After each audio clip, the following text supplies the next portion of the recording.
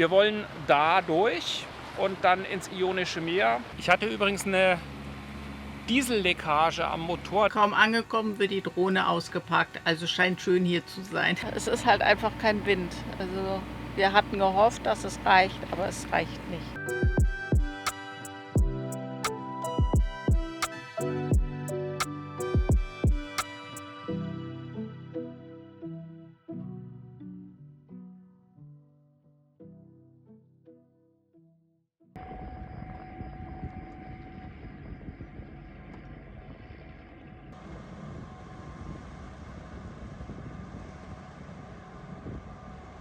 Wir sind wieder unterwegs.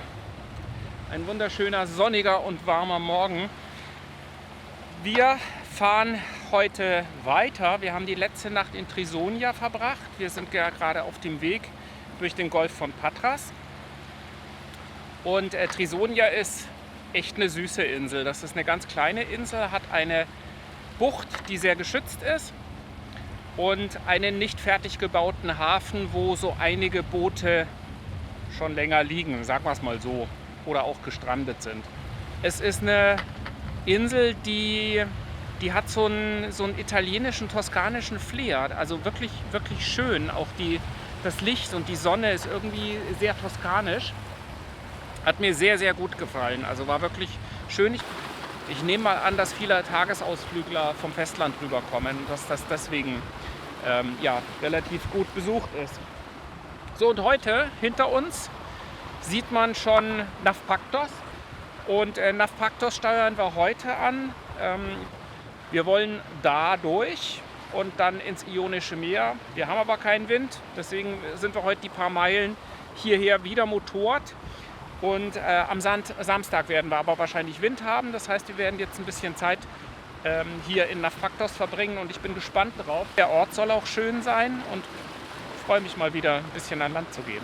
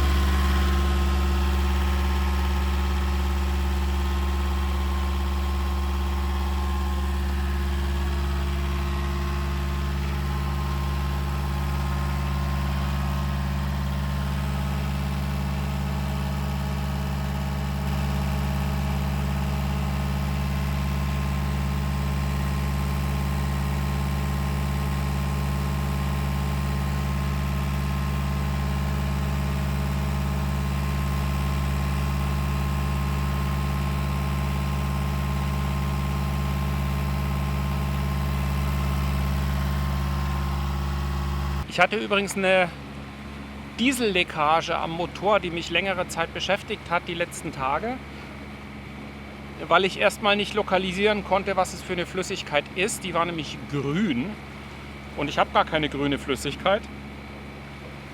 Also es war kein Motoröl, es war kein Getriebeöl vom C-Drive und es war kein Getriebeöl, es war Diesel.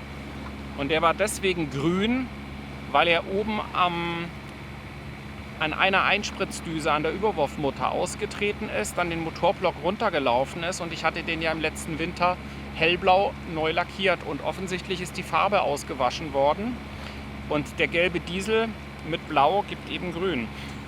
Muss man erst mal drauf kommen. Ja, jedenfalls konnte ich den Fehler lokalisieren. Und dann fiel mir ein, dass mir ein alter Freund, der Schiffsingenieur war und lange Zeit zur See gefahren ist, der hatte mir mal erzählt, wenn das undicht wird, kann man es mit ein bisschen eingelegtem Blei provisorisch reparieren. Und ich habe gestern tatsächlich so einen Fisch vom Angeln, so ein Gewichtsblei, zu einem Blech breit geklopft und aus dem Blech habe ich einen Streifen geschnitten und den Streifen wiederum habe ich zu einem O-Ring verarbeitet, wo ich dann jeweils schräg angeschnitten habe, damit, wenn er aufeinander liegt, sich schließen kann. Und den habe ich oben um um die Einspritzleitung gelegt und mit der Hutmutter dann praktisch festgedrückt. Das hat erst nicht funktioniert. Ich habe dann das gleiche Spiel nochmal wiederholt. Diese Einspritzleitung ist unten so trompetenförmig aufgeweitet und zwischen dem und dem Düsenstock sozusagen, da habe ich das dann eingelegt. Und jetzt ist es tatsächlich dicht. Also wir sind längere Zeit jetzt nahezu Volllast gefahren, weil ich das testen wollte. Ich musste es noch 1-2 Mal nachziehen, bis es wirklich dicht war. Jetzt ist es aber dicht und bin da sehr glücklich drüber, dass ich das fixen konnte. Ja, weil ist zum einen nicht gut, wenn man Diesel im Motorraum verliert. Und zum anderen ist es auch immer beunruhigend, finde ich, wenn die Maschine nicht ganz in Ordnung ist. Jetzt haben wir sie aber auf Herz und Nieren getestet und können sagen, sie ist dicht, sie läuft wieder ruhig und wir sind gut auf dem Weg.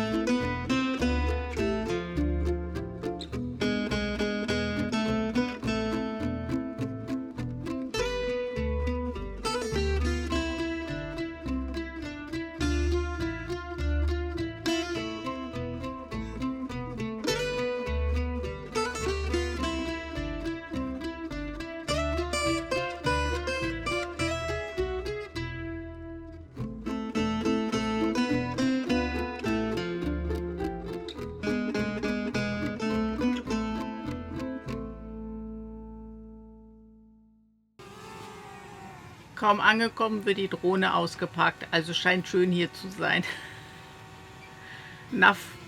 Navpaktos war mal eine Zeit lang im Mittelalter in venezianischer Hand und deswegen gibt es hier auch ein venezianisches Schloss und der Hafen ist ein venezianischer Hafen, also alles ein bisschen Italien angehaucht. Also je weiter wir den Golf durchgefahren sind, umso mehr hatte man das Gefühl, dass man Richtung Italien kommt, was ja auch so ist. Wir sind gespannt auf den Ort. Also wir wollen jetzt hier wahrscheinlich 2 Tage liegen, bis Samstag dann ein bisschen Wind kommt, der uns hier aus dem Golf rausbringen könnte. Heute Mittag kommt nochmal starker Wind aus der falschen Richtung und deswegen, ja, venezianische Glocken. Keine Ahnung.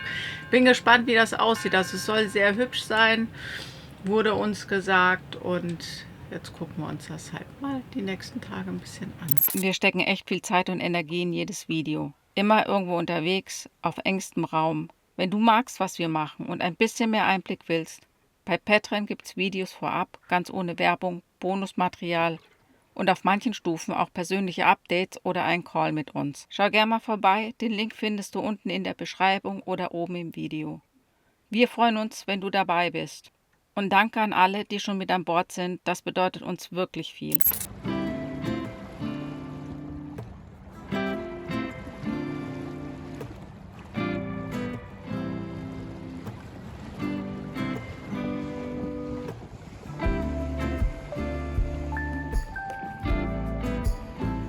Wir liegen in der Bucht vor Navpaktos, direkt vor dem alten venezianischen Hafen. Drinnen wäre kein Platz für uns, aber von hier aus hat man den schönsten Blick auf die Festungsmauern und die kleine Hafenbucht. Navpaktos hat Geschichte.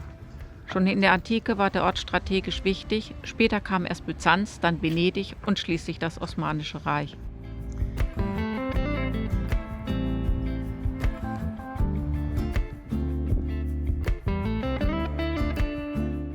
Die Festung über der Stadt wurde über Jahrhunderte ausgebaut, Schicht für Schicht wie ein Buch aus Stein. Wir spazieren hinauf zur Uhr. Sie steht über der Stadt an der Stelle eines Turms aus venezianischer Zeit. Von dort oben sieht man die Dächer, den Hafen, die Bucht und weit hinaus über den Golf von Korinth. Es ist ein stiller Ort, an dem man gerne ein bisschen bleibt.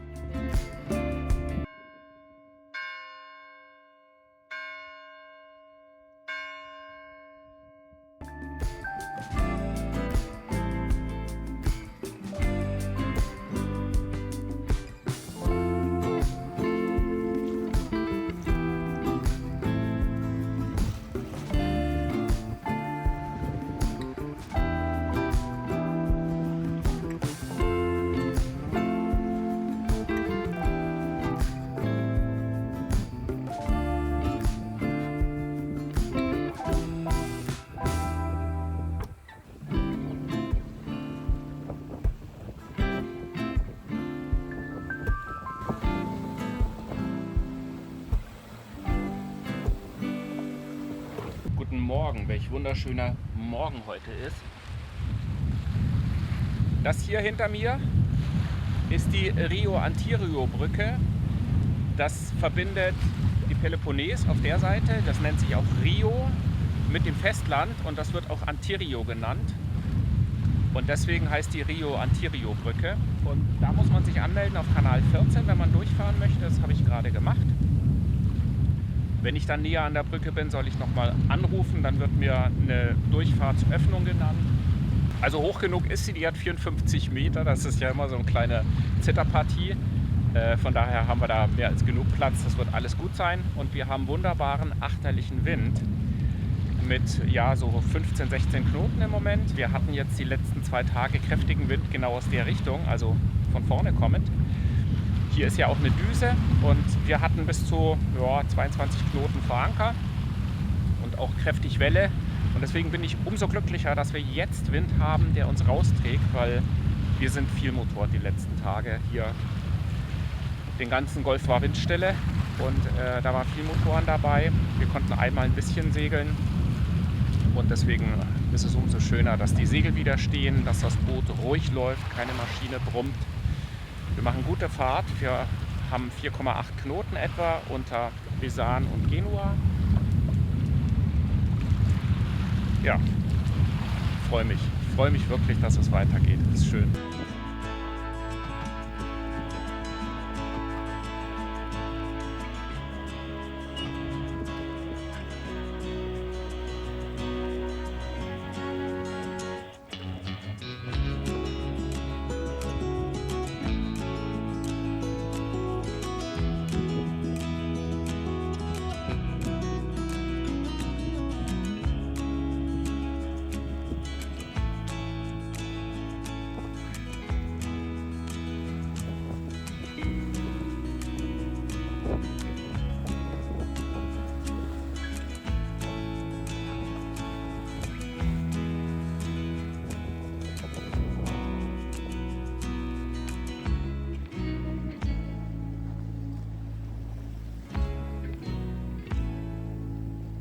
Also ich konnte mich jetzt mit Rio Traffic abstimmen, ich bin angemeldet. Ich fahre auf der Nordseite durch zwischen dem ersten und dem zweiten Pylon am zweiten Pylon. So wie ich es auch gedacht hatte, nicht in der Mittelpassage, sondern ein bisschen rechts davon. Und ja, es scheint auch so zu sein, dass wir mittlerweile Strömung bekommen. Ich werde immer schneller, was ja erstmal gut ist. Wir wollen ja ins Ionische Meer, wir wollen hier rausgefegt werden. Ja, läuft gut. Oh, Sonne geht auf, wie schön.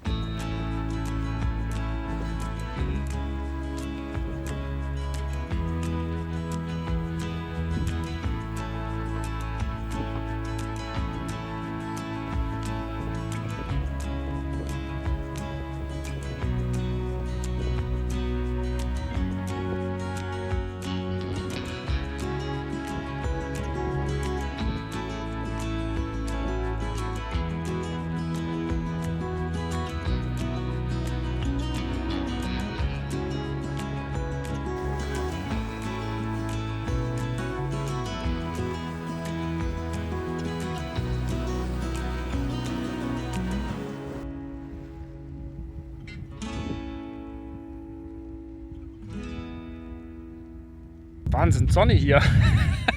Wir sind jetzt angekommen. Wir sind in der Skrofa-Bucht am Beginn des Ionischen Meers. Waren jetzt praktisch nur einmal abgebogen, auch weil ich festgestellt habe, dass ich wieder eine kleine Dieselleckage hatte. Und da musste ich mich noch mal kurz drum kümmern. Und jetzt sind wir hier angekommen. Was ist so dein erster Eindruck? Ja, ist ruhig. Außer Segelboote, ein paar Segelboote ist hier nichts. Also da hinten ist irgendwie so eine Lagunenlandschaft und sonst ist hier nichts. Ja. Wer sich so ein bisschen auskennt, das ist einmal um die Ecke rum von Mesolongi. Und also ich bin echt wirklich überrascht, wie still das hier ist. Man hört gar nichts. Ich habe vorhin einmal Stimmen gehört und war irritiert, weil auf einmal Stimmen waren. So leise ist das. Ja, also mich hat in der Fahrt vorhin, also mir hat die Fahrt nicht gut getan. Ich bin auch jetzt noch ein bisschen neben mir. Ich weiß nicht, was das war. Vielleicht die Welle von Achtern, die nicht so geringe Welle von Achtern. Ich habe keine Ahnung, aber ich musste mich irgendwann zwischendurch hinlegen und ich bin auch echt eingeschlafen. Also ich weiß nicht, keine Ahnung. Tief und fest. Ja. Aber ich habe dich ja hierher gesegelt. Ja, Ne? genau. Danke.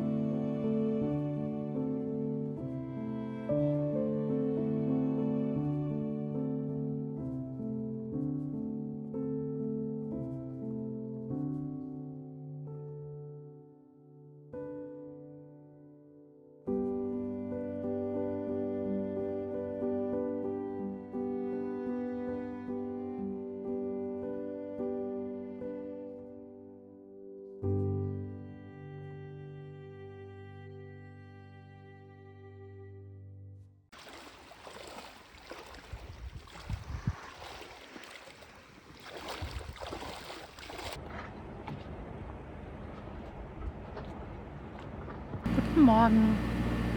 Es ist 8:30 und wir sind jetzt seit einer halben Stunde oder so wieder unterwegs. Ich glaube, ich filme gegen die Sonne. Wir fahren jetzt nach Ithaka auf die erste ionische Insel und lassen uns mal überraschen, ob das wirklich so schön ist, wie man sagt. Die Nacht war ruhig, was jetzt Schwell angeht, aber wir hatten echt viele Moskitos. Also Stechmücken, nicht, dass sich jemand beschwert, dass wir falsche Ausdrücke verwenden. Wir sind nicht die Einzigen unterwegs, aber ja, es ist halt einfach kein Wind. Also wir hatten gehofft, dass es reicht, aber es reicht nicht.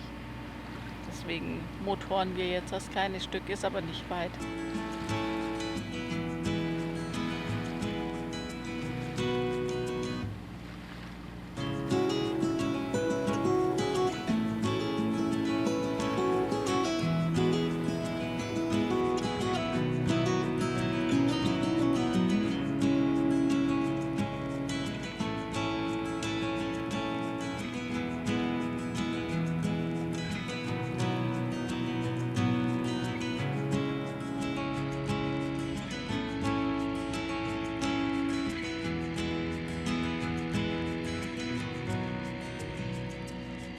Kein Wind, kein Nix. Aber wir sind auch schon fast da.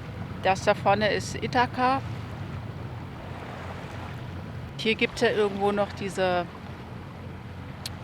Schweinebucht, also so eine Bucht, wo wilde Schweine am Strand leben und so weiter. Aber dort darf man nicht mehr hin. Seit diesem Jahr ist im Sommer Ankern verboten. Das geht bis Ende Oktober, glaube ich, das Ankerverbot. Es halten sich wohl sehr wenige daran. Das ist uns aber egal. Also wir machen das, weil es geht hier um den Naturschutz. Wir haben jetzt vielleicht noch 5 Seemeilen, bis wir in der Bucht für heute ankommen. Mich würde mal interessieren, wie ihr das seht. Ist Motoren für euch Teil des Spiels? Also braucht man gar nicht weiter drüber nachdenken. Wenn kein Wind ist, dann wird halt motort. Oder seid ihr da Puristen und sagt, nö, ist ein Segelboot. Wenn kein Wind ist, wird auch nicht gefahren. Das würde mich mal interessieren. Mich ärgert eigentlich jede Meile, die ich motoren muss. Und deswegen interessiert mich eure Meinung. Wie das für euch ist. Ja, schreibt es mir in die Kommentare.